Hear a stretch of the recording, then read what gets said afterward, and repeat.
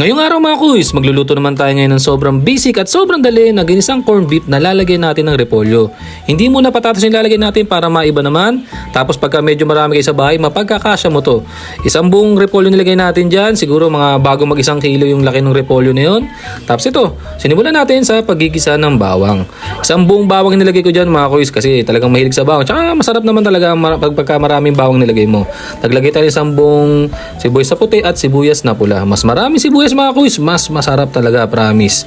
Yan, kaya ito, halo-halo lang tayo dyan hanggang makuha natin gusto natin dyan. Tapos yan, hagis-hagis natin mga kuys, ipapasika tayo. Tapos ito, gagamitin natin dito yung corned beef na pinadala ni Ate Angeline Harder. Salamat Ate Atak, yun pala yung tawag namin sa kanya. Itong corned beef na to, disusi pa yan mga kuys, galing US pa yan. Kaya ito, bibigyan natin ng magandang laban tong pinadala ni Ate Atak kasi baka magpadala pa ulit si Ate Atak ng kung ano-ano pa eh. Pero salamat Ate Atak, bukod dito, marami pa siyang pinadala sa amin. Kaya salamat ingat palagi dyan. Tapos ito, tuloy natin itong laban sa corned beef na to. Talagang pasasarapin natin to. Masarap na yan. Pasasarapin pa natin mga kuys. Naglagay tayo dyan ng organic na beef cubes. Siyempre, corned beef yan. So, beef ang ilalagay natin dyan. Pagkatapos yan mga kuys, maglalagay tayo dito ng konting Knorr seasoning. Kasi ito, sasabawan kasi natin mamaya ito mga kuys. Siyempre, pag maraming sabaw yan, baka tumabang yan. So, kailangan diskartehan natin yan para malasa pa rin naman yan. Maglalagay tayo ng isang basong tubig yan mga kuys. Organic water yung ginamit natin yan para healthy.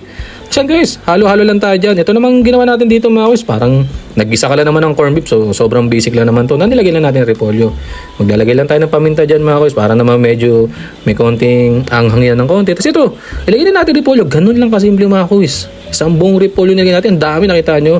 Ang technique niya mga kuys, huwag nyo agad haluin. Takpan nyo muna mga kuys para medyo mag-moist at lumambot. Tapos yan, after mga 3 minutes, mas madali na siyang haluin mga kuys. Tapos yan, lagay tayo ng malaking siling pampapogi dyan para naman mas ganado tayo sa pagkain dyan. Kami kasi dito sa bahay, talagang mahilig kami sa manghang mga kuys. Kaya yan, kulang na nga lang mga kuys, pati kanin, lagyan namin ng sili pati kape. Sa sobrang hilig namin sa manghang. Kasi talaga pag manghang mga kuys, talagang ganado ko sa pagkain talaga. At mga kuys, ganun lang kasimple, nakita nyo, hindi natin to i-overcook, sasaglitan lang natin to.